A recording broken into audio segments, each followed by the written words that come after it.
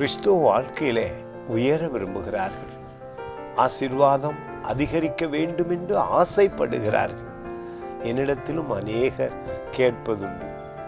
நாங்கள் ஜெபம் பண்ணுகிறோம், தேவனை அதிகம் நேசிக்கிறோம், ஆனாலும் ஆசீர்வாதம் அதிகரிக்கவில்லையே, வியாதிகள் சரீரத்தை விட்டு விலகவில்லையே, தரித்திர ஆவி குடும்பத்தை விட்டு வெளியேறவில்லையே, ஏன் கஷ்டப்படுகிறோம், தேவனை நேசித்தும் துன்பப்படுகிறோமே என்று கவலைப்படுகிறீர்கள். ஆனால் இந்த வசனம் சொல்லுகிறது, சங்கீதம் 115:14 வசனம், கர்த்தர் உங்களையும் உங்கள் பிள்ளைகளையும் வர்த்திக்க பண்ணுவார்.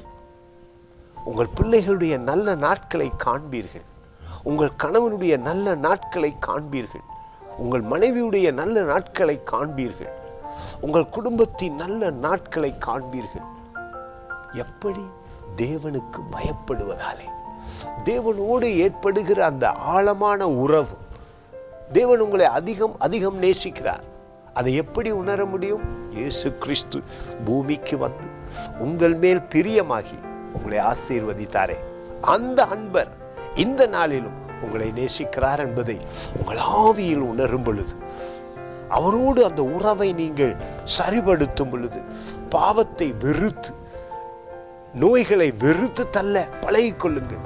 ஆண்டவரோடு நடக்கும் பொழுது, அவரோடு வாழும் பொழுது, அவருடைய வெளிச்சம் உங்களை மூடி மறைத்து கொள்ளும். வர்த்திக்க பண்ணுவார் என்பது பிள்ளைகளுடைய படிப்பிலே முன்னேற்றம் உண்டாகும், கணவனுடைய உழைப்பிலே முன்னேற்றம் உண்டாகும், குடும்ப வாழ்க்கையிலே முன்னேற்றம் உண்டாகும், அதிக ஆசீர்வாதம் குடும்பத்தை தொடருவதை காண்பீர்கள். ஒரு அருமையான வசனம். இந்த நாளிலே தேவன் உங்களை ஆசீர்வதிக்கிறார். God bless you.